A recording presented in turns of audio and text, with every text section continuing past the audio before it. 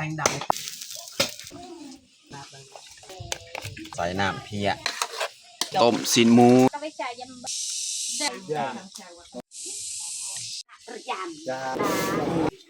เพียคลิปนึงสีมอบให้เพิ่นสิ่งใดก็ขอให้ได้ความใครก็ให้มีอย่าลืมกดไลค์กดแชร์และกดติดตามเด้อพี่น้องกล่าวทักทายสบายดีเบิ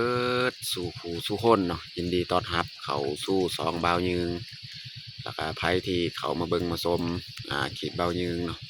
บ่าวยืงก็ขออวยพรให้อยู่ดีมีแฮงให้ร่ำให้รวยพี่น้องแล้วก็สำหรับมื้อนี้แม่นคอยสิพาทุกคนมาเบิ่งเนาะเฮาสิไปซอยงานบ่เปลือกพี่น้องเนาะบ่เปลือกย้ายไปอยู่เฮือนเก่าเฮือนที่เราอยู่ทำอิฐเนาะเพิ่นย้ายกลับมาอยู่คืนอีกเนาะเพิ่นก็จะมีการแกะฮีทนะพี่น้องเนาะก่อนสิเข้ามาอยู่เฮือนเก่าหันเนาะเพิ่นก็มีการแกะฮีทเนาะแล้วก็เฮาก็สิได้เข้าไปซอยเบียกของเพิ่นเนาะก็คือเฮาสิมาเฮ็ดซีนไก่แม่นซีนไก่ซีนแบะเนาะจะมาเฮ็ดซีนแบะซีนอีหยังหมูเนาะเขาจะมาซอยเฮ็ดแล้วก็เพิ่นก็จะมีการผูกคอต่อแขนนี่แหละเพิ่นก็ได้บอกให้เฮาไปร่วมไปซอยเพิ่นเนาะตอนนี้เฮาก็กำลังยืนกำลังนั่งอยู่หน้าเฮือนเพิ่นนี่แหละนี่เฮือนของบ่เปลือกเนาะแต่ว่ามีทีมงานเฮา2-3 คนแหละเฮ็ดก่อนสินแบะหั่นเนาะพอบ่ยืงก็มาช้าหน่อยนึงตอนเช้าเมื่อกี้ก็เกลือเป็ดเกลือไก่ไปก่อนเนาะนี่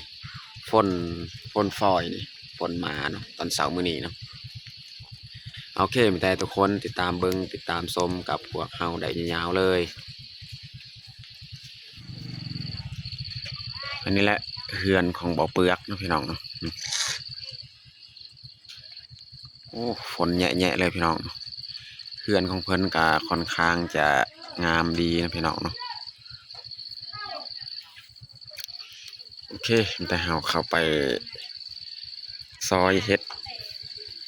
ซีนแบะยังเนาะไปเฮ็ดน้ำเขา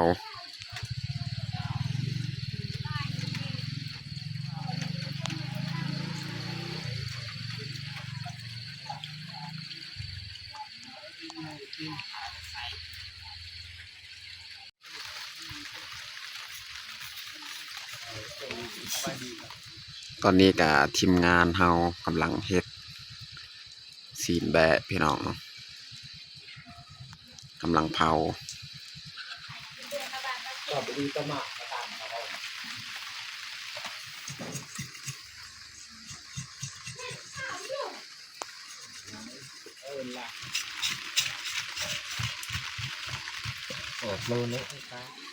กลางไทบัดไซเพราะว่าฝนตกมื้อนี้น่าจะตกเบิดมือเลยพี่น้องเนาะ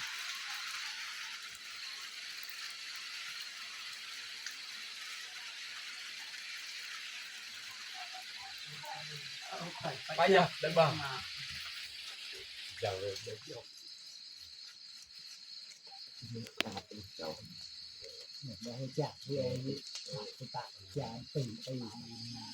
ฝนตกนี่บ่เศร้าจักเทื่อพี่น้องเนาะเฮาขูดคนแบะกะไก่สิแล้วแต่ว่าฝนนี่บ่เศร้าสงสัยสิตกเบิดมือแล้ว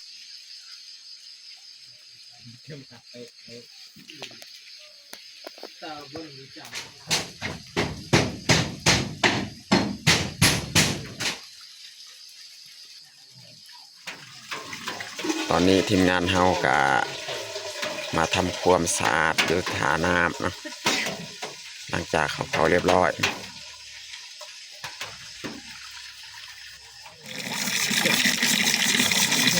เอาฟอยแบบนี้มาคัดนะพี่น้องเรื่องในไทยที่ดิบผมไม่ทราบตั้งแต่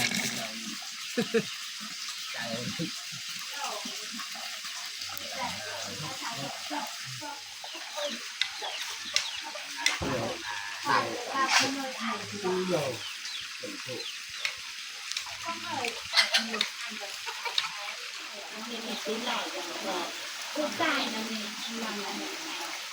แก่เนี่ยที่เด็กจะก่อนหน้าหนูเสร็จ โอ้ฝนตกหนักเลยนะมื้อนี้นะหมอกเมฆเต็ม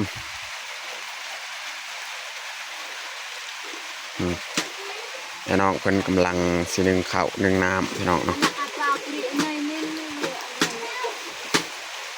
เตรียมกลางผบัดอีกตอน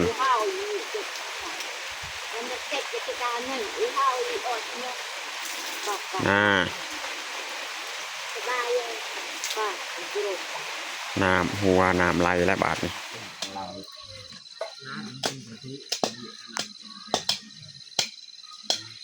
ดอกมันใส่เอง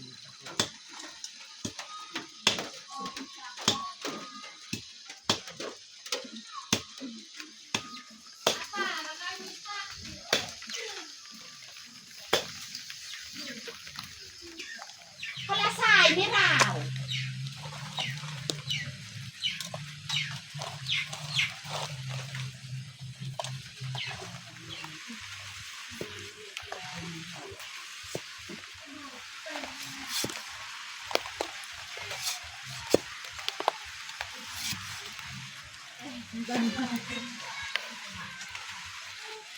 พาติบ่าวเริ่มตัวชามสองหมอ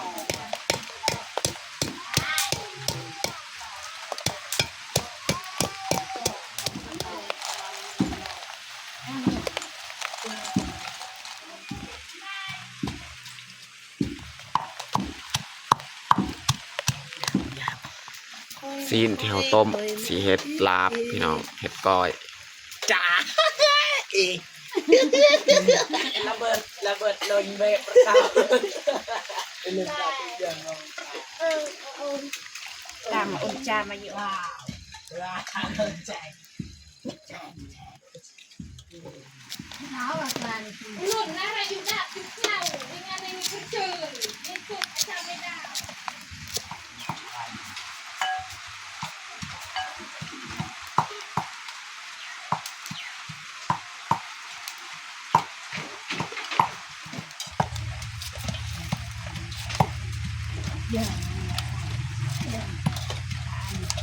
เฮ้ยบ้าทำมันเบะเปล่าเบะครับโอ้โหเฮ้ยเราดูไม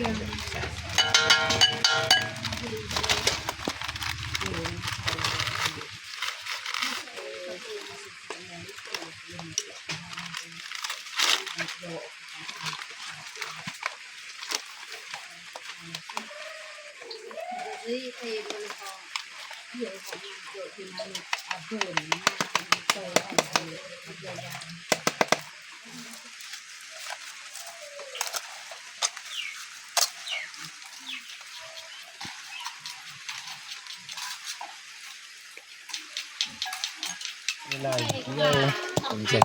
เจ๋ง ใหญ่ เลยตัวเป็นกระๆมันก็มัน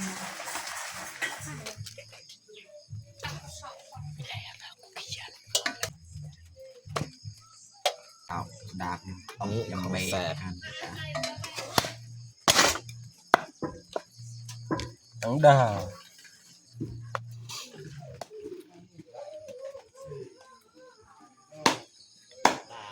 นี่ไรติเอ๊ะ คือละเมริกา เอ๊ะคือแต่งกูหุ่นละเมกาสตาร์อะไรถ้าว่า แต่ เช่น ทางมันเป็นไง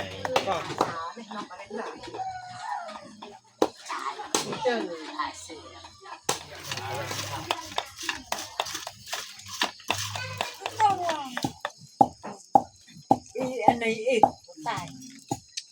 ดูให้มี แทงดาวตาดูมันตำไปหนูโปร่งทุกอย่างผมก็คือดาวคำดูโด่งทีเดียวดูให้ Nick đã là về Vinh Sa bữa đó กินแต่เท่าไหร่กินแม่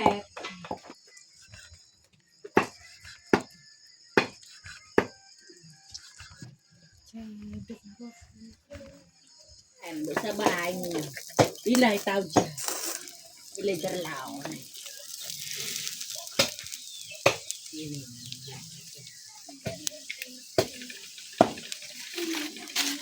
ตัวสีขาวๆนี่แม่นซีนหมูตัวนี้นี่แม่นซีนแบะตอนนี้ฝนกะเสาตกแล้วพี่น้องเนาะบรรยากาศกะสว่างดีแล้ว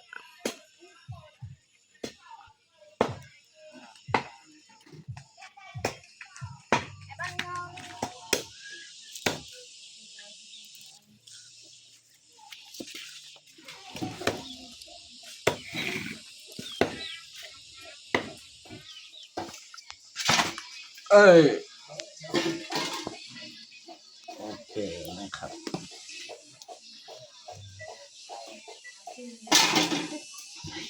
เจียวอ่ะ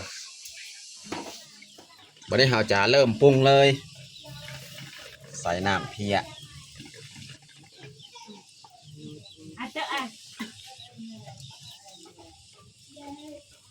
ใส่ข้าวคั่ว ลงจะว่าระบางเปรตอีกก็บุบายตาคอหอ ก็ยาว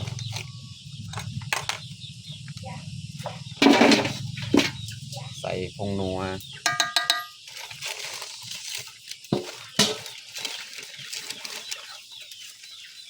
เกลือ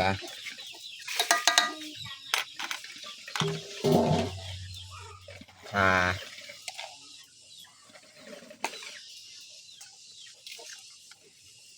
พริกดิบกับพริกแห้งพริกผงไปเดี๋ยวเราผสมเลย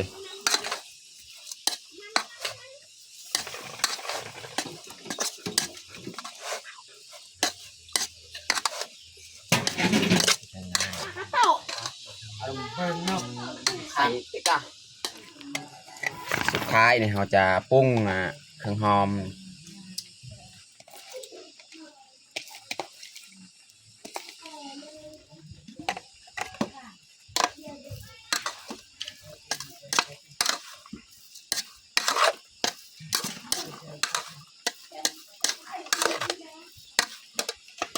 แล้วก็ตามด้วยใบหอมฟนหอมมน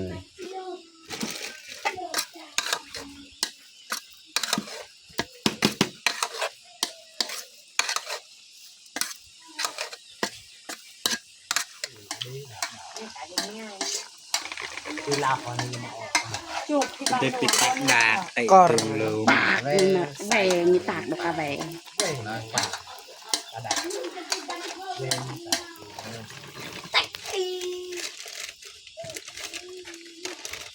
หรือดาวหรือเด็ก ผงแจว จุด น้ำปลา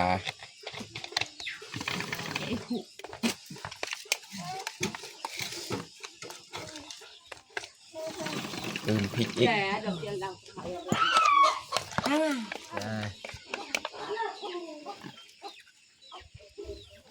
ใส่เครื่องหอม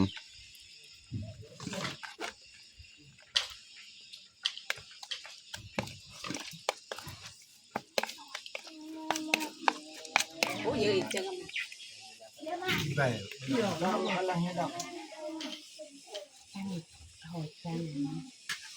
วิชาต่อ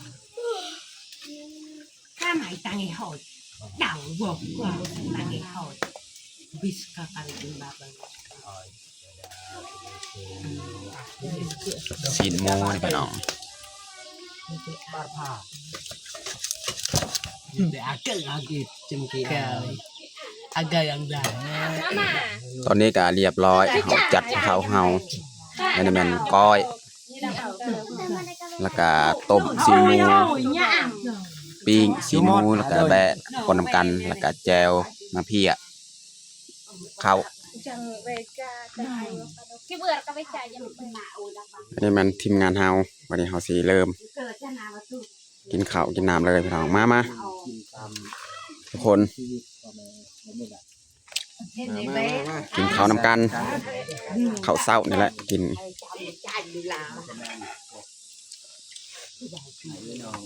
พ ผมในเฮานี่แหละ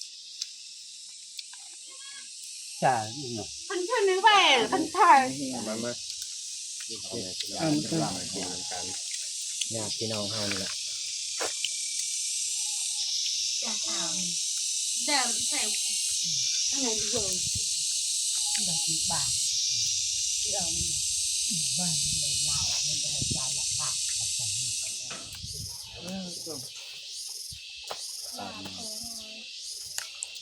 กินแบบยืนเอาเลยพี่น้อง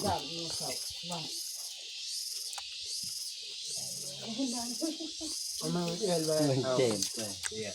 ยอดไปเลยมาก็คือแม่ต่าง คือเกิดแล้วกันนั่นเรื่องอะไรค่ะ ขึ้นจ่า จ่าบอก นกเด้อ ว่าแม่เอาจำกับแม่ขึ้นด่านเลย มาดาว หมดจ้า ทำยังไงพี่น้อง เอาอย่างจ่าจ้า โอ้ยดากเด้อ กูเด้งนะคะตกกูเด้งกว่าในธนา โย่เราติดดอกติดดอกกัน ที่แบบนี้ จำใบจำเนี่ยดอกถ้าตีบรอดมันจะเรา อันนี้มันกุมให้ไอ้น้องยิงเพิ่น ก็ละมาเองตีโย่ปูนหมดใหญ่ตัวที่หมดหมดใช่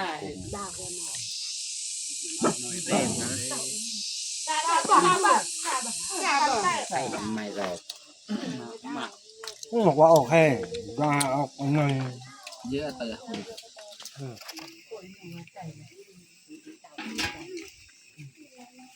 สุกเรียบร้อยแล้วพี่น้องต้มซีนแบะ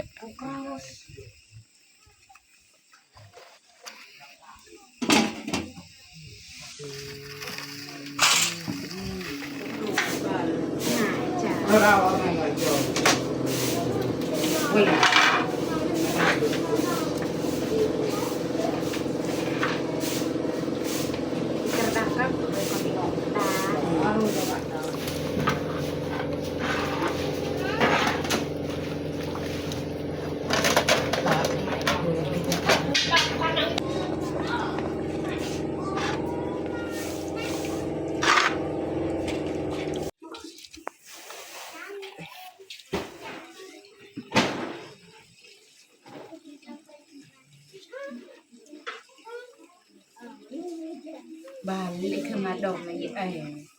น่ะกับเพชรแห่ดงเปล่ามันดึกดองอันนี้ดิมันหลักขยายกูจุดองบุ้งโผล่เลยแล้วตาป่อนบุ้งโผล่ ตอนนี้ก็เรียบร้อยเนาะแต่งข้าว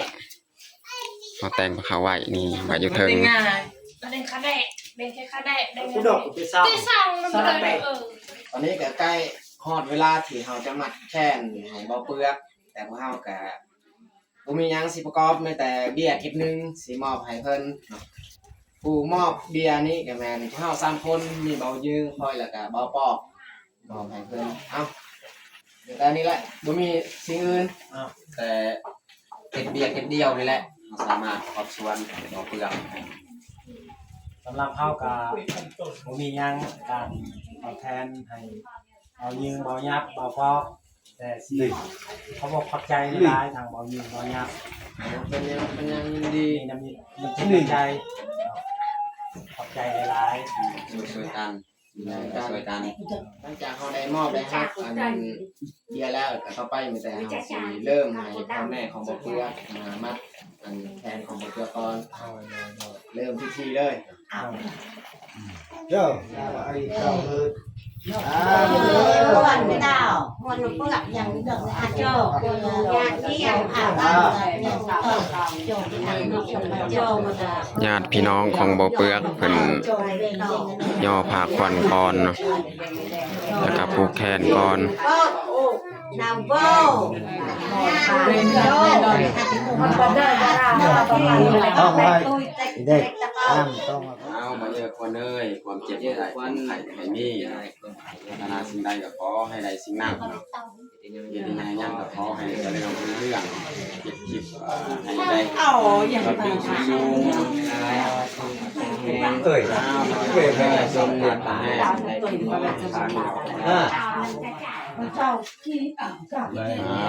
คนเอ้ยความเจ็บก็ให้ได้ความไข้ก็ให้มีเนาะเฮ็ดยังก็ขอให้เจริญรุ่งเรืองเฮ็ดให้เฮ็ดสวนก็ขอให้ได้เข้าหลายๆได้สาลีได้แตงโมได้หลายสุขภาพแข็งแรงนี่น่าถึงกับอีกเลิกนี่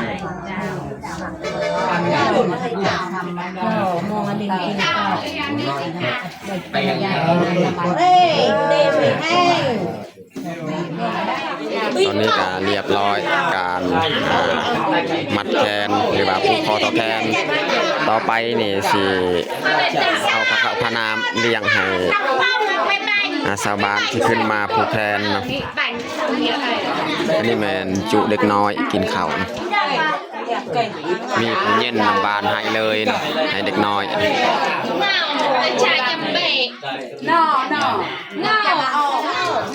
ทางนี้เป็นคุมผู้ชายกินข้าวนะ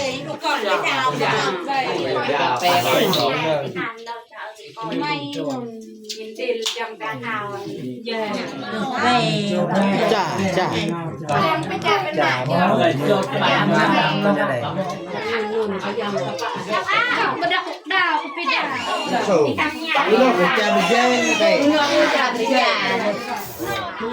ตอนนี้ก็สำเร็จเรียบร้อยนะสำหรับงานบ่อเปลือกมีแต่ชาวบ้านเพิ่นนั่งซุ่มนุมกินเบียร์พี่น้องเนี่ยคุณได้เอารับ